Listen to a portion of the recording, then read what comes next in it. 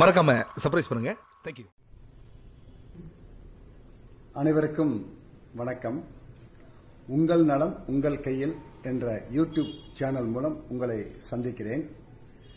இன்றைய தினம் நாம் பார்க்க போவது சுகர் நோய் கட்டுப்பட வெந்தயம் வீட்டு வைத்தியம், டயாபெட்டிக்ஸ் கியூர் இன் 18 days. இதை பற்றி நான் பேச போறேன். இந்த 3 மெத்தட்ல நம்ம யூஸ் பண்ணிக்கலாம்.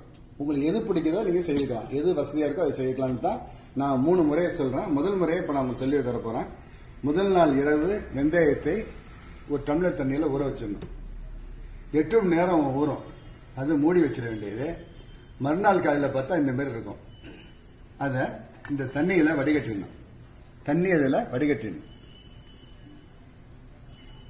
வடிகட்டி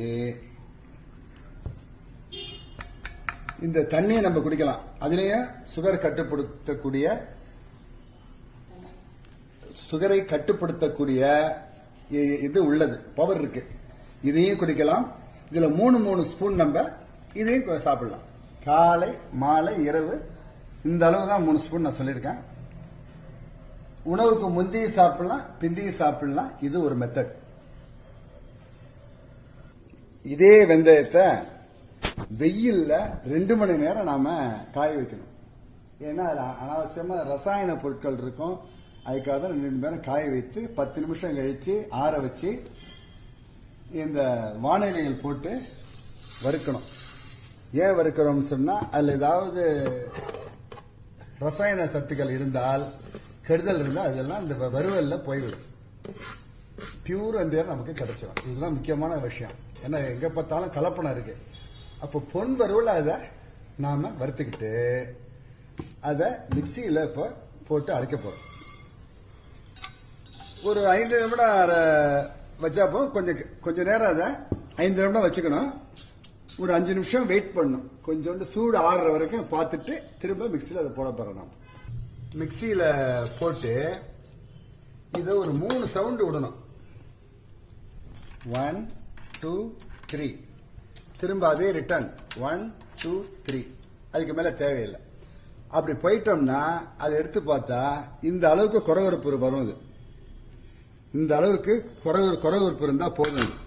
பார்த்துக்க, ரொம்ப நைஸா இருக்கக்கூடாது. ரொம்ப நைஸா இருந்தா நாக்கில் விட்டோம், மேல விட்டோம், அது உள்ளுக்குள்ள செலுத்த முடியாது. ஆகவே இந்த குறகுறுப்பு தன்மை ரொம்ப அவசியம். அதெல்லாம் எல்லாரும் ஞாபகம் வைத்துக் கொள்ளணும். இந்த குறகுறுப்பு இருக்கணும். இதே மெத்தட ஒரு பாட்டிலில் போட்டு இந்த மாதிரி கண்ணாடி ஜாடியிலையோ சில்வர் ஜாடியில போட்டு வச்சுங்க. பிளாஸ்டிக்ல போடாதீங்க. எங்க பார்த்தாலும் கேன்சர் வருது இப்போ. ஆகவே பிளாஸ்டிக்கை நீங்க கண்டிப்பா தயவுசெய்து உங்களை கேட்டுக்கிறேன், பிளாஸ்டிக் யூஸ் பண்ணாதீங்க. ஒன்னு எவர் சில்வர்ல வச்சுங்க, இல்ல கண்ணாடி பாட்டில் வச்சுங்க. 15 நாள் வரைக்கும் உங்களுக்கு வரும். 3 வேளை வெந்நீர்லயும் சாப்பிடலாம், பச்சை தண்ணீர்லயும் சாப்பிடலாம். இது ஒரு மெத்தட். சுகர் கண்டிப்பா கட்டுப்படும். என்னுடைய அனுபவ வைத்தியம். அதுல நீங்க 100% நம்பலாம். இது 2வது நான் சொல்லிட்டேன். 3வதாக அதே மாதிரி வெந்தயத்தை ஒரு டம்ளர் தண்ணியில முதல் நாள் ஊற வச்சிடணும். 1.5 நாள் கூட இருக்கலாம், ஒன்றும் தவறு கிடையாது.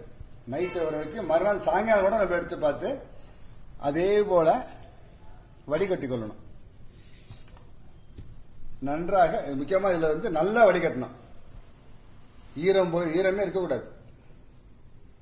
ஈரம் இருந்தா அந்த வெந்தயம் அழுக வாய்ப்பு உண்டு. நல்லா தெரிஞ்சுங்க, அது அழுக வாய்ப்பு உண்டு. இந்த தண்ணியை நம்ம குடிச்சுக்கலாம். அதுலயும் சுகரை கட்டுப்படுத்துற சக்தி இருக்கு. அதை வேஸ்ட் பண்ண வேண்டாம். இதை நன்றாக